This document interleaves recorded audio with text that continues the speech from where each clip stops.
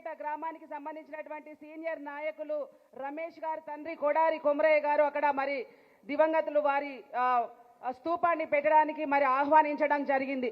మరి మన రమ్నారెడ్డి గారు పోయి రామన్నను అడగంగానే ఒక మాటలో వస్తాను అని చెప్పి ఒక కార్యకర్తకి అండగా ఉండడానికి మన మధ్యకు వచ్చినటువంటి పెద్దలు కేటీ రామారావు గారికి మరి ఫ్యూచర్ లీడర్ కాబోయేటువంటి నాయకుడు, యువకులకు స్ఫూర్తి, మరి నిరంతరం ప్రజల కోసం మరి అదేవిధంగా రాష్ట్రం కోసం అభివృద్ధి చేసేటువంటి నాయకుడు మన కేటీ రామారావు గారు.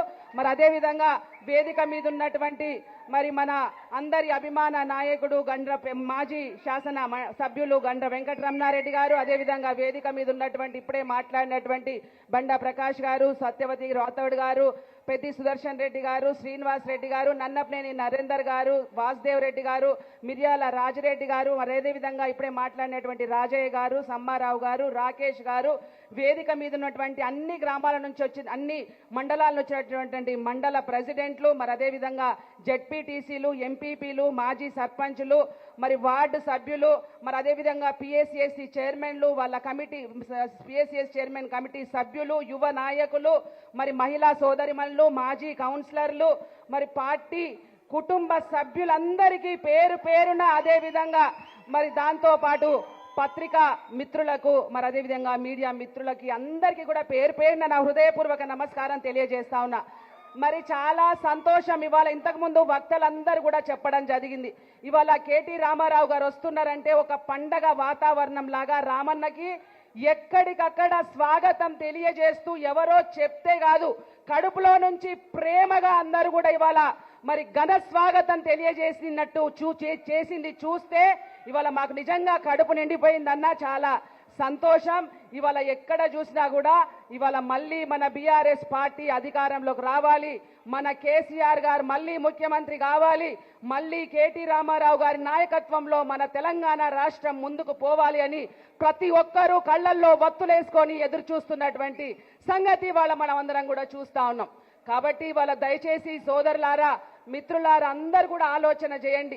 ఇవాళ ఉన్నటువంటి ప్రభుత్వం ఎట్లాంటి కార్యక్రమాలు చేస్తా ఉందో, ఏమి లక్షణాలు అవలంబిస్తా ఉందో మనం చూస్తా ఉన్నాం. ఆ రోజు మనము ఇదే 2 సంవత్సరాల క్రితం మనం ఎన్నికలకు పోతున్నటువంటి సందర్భంలో కేసీఆర్ గారు వచ్చి మేము ఎక్కడో ఓడిపోతామనో బాధ కాదు, ఎందుకంటే మరి కాంగ్రెస్ వాళ్ళు అడ్డం దిడ్డంగా అడ్డం పొడుగ్గా 6 గ్యారెంటీలు ఇచ్చి 420 హామీలు ఇచ్చి వీళ్ళేదో మోసపూరితమైనటువంటి మాటలు చెప్తా ఉన్నారు. కాబట్టి ప్రజలు పాపం అమాయకులు ఎక్కడ బోర్లా పడతారో అని చెప్పి ఆ రోజు మీరు మరి ఆదమర్చి కాంగ్రెస్ కు ఓటేస్తే రాబోయే రోజులలో మనకు కాంగ్రెస్ అంటే కన్నీళ్లు కష్టాలు అని ఆర్తిగా కేసీఆర్ గారు చెప్పినటువంటి సభలలో నాకు గుర్తొస్తే ఇప్పుడు కూడా కళ్ళల్లో నీళ్ళు వస్తా ఉన్నాయి. కాబట్టి దయచేసి తప్పు జరిగిపోయింది, ఒక తప్పు జరిగిపోయినాక మళ్ళొక తప్పు జరగకుండా మనమందరం కూడా మరి జాగ్రత్తగా ఉండాలని మిమ్మల్ని అందరినీ కూడా మనస్ఫూర్తిగా కోరుకుంటా ఉన్నా. మనం ఇవాళ ఆ రోజు చూసినట్టయితే తెలంగాణ తీసుకురావాలని కేసీఆర్ గారు ఎంత ప్రాధేయపడ్డారు, ఎంత కష్టపడ్డారు. మనం అందరం కూడా ఆ రోజు అందరం ఏ పార్టీలలో ఉన్నా తెలంగాణ రావాలని కేసీఆర్ గారు చేస్తున్నటువంటి ఉద్యమంలో ప్రతి ఒక్కరం మరి మంచి సంకల్పంతో ఆ రోజు మనం చూడడం జరిగింది. మరి కేసీఆర్ గారు తెలంగాణ 14 సంవత్సరాలు ఎక్కడ కూడా వెనక్కి పోకుండా కేసీఆర్ గారు చెప్పిండ్రు, ఢిల్లీకి పోయేటప్పుడు తెలంగాణ తెచ్చుడో నేను చచ్చిపోవడానో మరి ధైర్యంగా చెప్పినటువంటి నాయకుడు కేసీఆర్ గారు. మరి ఆ విధంగా తెలంగాణ తీసుకొచ్చినటువంటి నాయకుడు కేసీఆర్ గారు. అందుకనే తెలంగాణ తీసుకొచ్చినటువంటి నాయకుడిగా తెలంగాణని 10 సంవత్సరాలు పరిపాలించినటువంటి నాయకుడు కూడా, తెచ్చినటువంటి నాయకుడే, తెలంగాణని పరిపాలించినటువంటి నాయకుడు కూడా కేసీఆర్ గారే అని మనం అందరం చూసినాం. మరి 10 సంవత్సరాలు ఎట్లా చేసిండ్రు, మరి మిషన్ కాకతీయ, మిషన్ భగీరథ, మరి అదేవిధంగా మిషన్ కాకతీయ పేరులో అన్ని గొలుసు కట్టు చెరువుల్ని మరి బలోపేతం చేసి నీళ్లను తీసుకురావాలి. ఫస్ట్ మరి రైతులకని నీళ్లను తీసుకొచ్చిండ్రు, ప్రతి ఇంటికి తాగునీరు ఇవ్వడానికి తాగునీరు తీసుకొచ్చిండ్రు. మరి గ్రామాలలో పంచాయత్ రాజ్ చట్టాన్ని బలోపేతం చేసి ప్రతి గ్రామంలో మరి అది చెట్లు పెట్టడం, ఒక శ్మశాన వాటికను కట్టుకోవడం, ఒక ట్రాక్టర్ను కొనుక్కోవడం, తెలంగాణలో ఉన్నటువంటి అన్ని గ్రామ పంచాయతీలను తీర్చిదిద్దినటువంటి నాయకుడు కేసీఆర్ గారని మనందరము చూసినామా చూడలేదా మరి అన్ని అభివృద్ధి చేసిండ్రు. మరి దాంతో పాటు ఇంతకుముందు చెప్పినట్టు 200 పెన్షన్ ని 1000 రూపాయలు మొట్టమొదటి ప్రభుత్వంలో ఇచ్చిండ్రు. ఆ తర్వాత 2000 రూపాయలు ఇచ్చి చూపించినటువంటి మహా గొప్ప నాయకుడు కేసీఆర్ గారు. మరి వాళ్ళ నేను ఎందుకు చెప్తున్నా అంటే ఇన్ని మంచి కార్యక్రమాలు చేస్తుంటే ఎవరికన్నా రైతు బంధు ఇవ్వాలనే ఆలోచన ఎవరికన్నా వచ్చిందా? మరి ముఖ్యమంత్రిగా ఆ రోజు ఉన్నటువంటి కేసీఆర్ గారు పెద్దలు రైతులని మంచిగా ఒక ఉన్నతమైనటువంటి స్థితిలో పెట్టాలని ఒక్కొక్క ఎకరానికి 4000 నుంచి 5000 రూపాయలు రైతు బంధు ఇచ్చినటువంటి నాయకుడు కేసీఆర్ గారని మీ అందరికి గుర్తు చేస్తా ఉన్నా. దాంతో పాటు ఇంతకుముందు చెప్పినట్టు కళ్యాణ లక్ష్మి సోదరమని చెప్పినట్టు ఎక్కడైనా ఒక రైతు కుటుంబంలో చనిపోతే ఆ కుటుంబం రోడ్న పడకుండా ఒక కుటుంబానికి 5 లక్షల రైతు బీమా ఇచ్చినటువంటి నాయకుడు మన కేసీఆర్ గారని మీ అందరికి కూడా గుర్తు చేస్తా ఉన్నా. దయచేసి ఇవన్నీ ఎందుకు గుర్తు చేస్తున్నానంటే మనందరికీ తెలుసు, కానీ మనం చర్చ పెట్టాలి. ఇవాళ వచ్చినటువంటి ప్రభుత్వం ఏం చెప్పింది? వాళ్ళు 2000 ఇస్తే మేము 4000 ఇస్తాం, వాళ్ళు కళ్యాణ లక్ష్మి 1,00,000 రూపాయలు ఇస్తే మేము తులం బంగారం ఇస్తాం, వాళ్ళు మరి 1 అంటే 4 అన్నారు. కానీ ఎందుకు చెప్పిండ్రు 4 అని? మన ఎమ్మెల్యే గారు చెప్తారు, ఎవరైనా అప్పు తీసుకున్న వాళ్ళు అప్పు కట్టేటోడైతేనేమో మరి తక్కువ వడ్డీకి కోషిష్ చేసి అడుగుతాడు. కానీ ఇవాళ ఉన్నటువంటి ప్రభుత్వం వాళ్ళు వస్తామా చస్తామా, ఏదో చెప్పనైతే చెప్తాం, అన్ని అబద్ధాలైతే చెప్తాం, ఈసారి కాదు వచ్చేసారికి వస్తాం అనుకున్నారు. కానీ ఇవాళ ప్రజలు నమ్మి మోసపోయి వాళ్ళు ఇస్తామన్నటువంటి వాటికి ఆశపడి ఇవాళ ప్రజలు మరి వాళ్ళ కాంగ్రెస్ కోటేసి ఇవాళ మరి ఇబ్బంది పడతా ఉన్నారు ఇవాళ తెలంగాణ రాష్ట్రంలో ఏ గ్రామంలో చూసినా. కాబట్టి దయచేసి మిత్రులారా మీరందరూ ఆలోచన చేయండి. ఇవాళ స్కూటీలు అన్నాడు, మరి ఇంకేందో అన్నాడు. కేసీఆర్ కిట్లు అనేది ఎవరికైనా ఆలోచన ఉండేనా చెప్పండి? కేసీఆర్ కిట్లతోని ఎంతమంది ప్రభుత్వ ఆసుపత్రులలో డెలివరీలు అవ్వడం, వాళ్ళకి ఆడపిల్ల పుడితే 14,000 రూపాయలు ఇవ్వడం, మరి ఒక బ్యాగ్ ఇచ్చి దాంట్లో అనేకమైనటువంటి వస్తువులు పెట్టించినటువంటి నాయకుడు మన కేసీఆర్ గారు. కాబట్టి ఇవాళ వీటన్నిటితో పాటు మరి ఒక పక్కన మరి అదే మన కేటీ రామారావు గారు మరి ఆ రోజు మున్సిపల్ శాఖ మంత్రిగా ఉండి తెలంగాణకి ఎన్నో రకాలైనటువంటి ప్రపంచ దేశాలలో మాట్లాడి ఇంతకుముందు చెప్పినట్టు అన్ని భాషలలో కులంకషంగా సవివరంగా మాట్లాడి మన తెలంగాణ రాష్ట్రానికి ఎన్నో కంపెనీలు తీసుకొచ్చినటువంటి నాయకుడు మన కేటీ రామారావు గారు.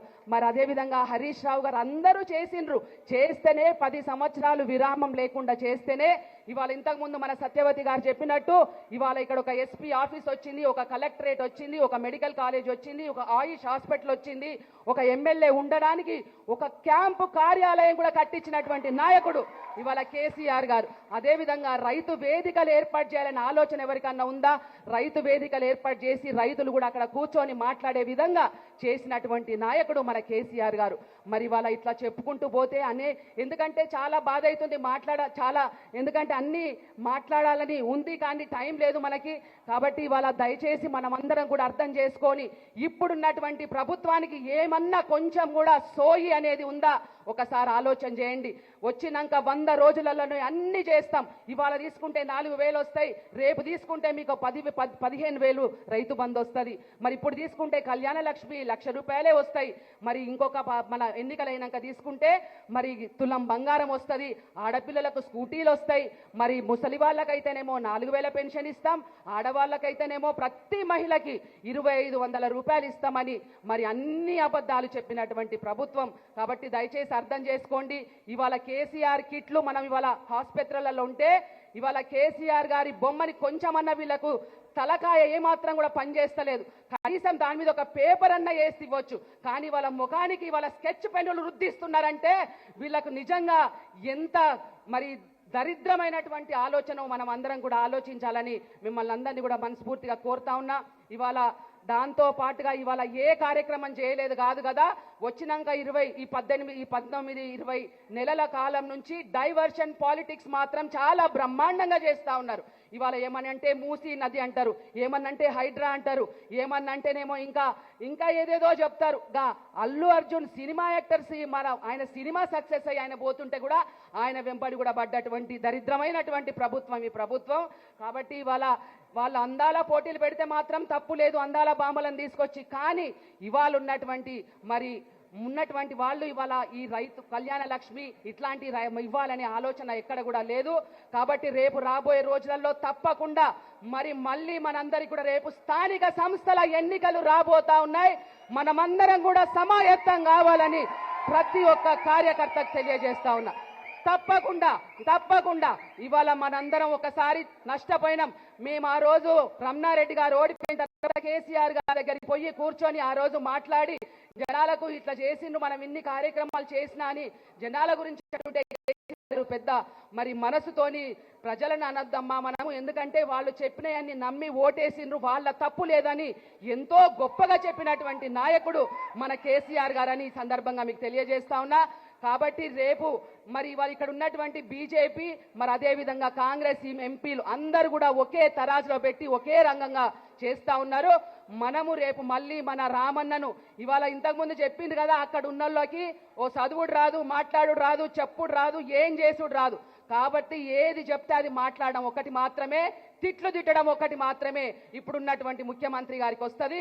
కాబట్టి మనం ఆ వలలో పడకుండా రేపు రాబోయే రోజులలో ఖచ్చితంగా మీలో ఉన్నటువంటి వాళ్ళు ఇక్కడ నుంచి సర్పంచ్లు కావాలి, వార్డు మెంబర్లు కావాలి, ఎంపీటీసీలు కావాలి, జడ్పీటీసీలు కావాలి, పిఎస్సిఎస్సి చైర్మన్లు కావాలి, అందరూ కావాలి. అందరికీ తోడుగా రమణారెడ్డి గారు ఉంటారు, రమణారెడ్డి గారికి తోడుగా రామన్న ఉంటాడని ఈ సందర్భంగా మరి రామన్న చెప్పిన దాంట్లో తప్పకుండా మేము ముందుకు పోతామని సందర్భంగా ఈ నియోజకవర్గం అభివృద్ధి కోసం నిరంతరం పాటుపడుతూ ప్రజా జీవితంలో ప్రజా సేవలో ఉంటామని మీ అందరికీ కూడా తెలియజేస్తూ మరొకసారి మీ అందరికీ కూడా పేరు పేరున్న హృదయపూర్వక ధన్యవాదాలు, కృతజ్ఞతలు తెలియజేస్తా ఉన్నా. జై తెలంగాణ, కేసీఆర్ గారి నాయకత్వం.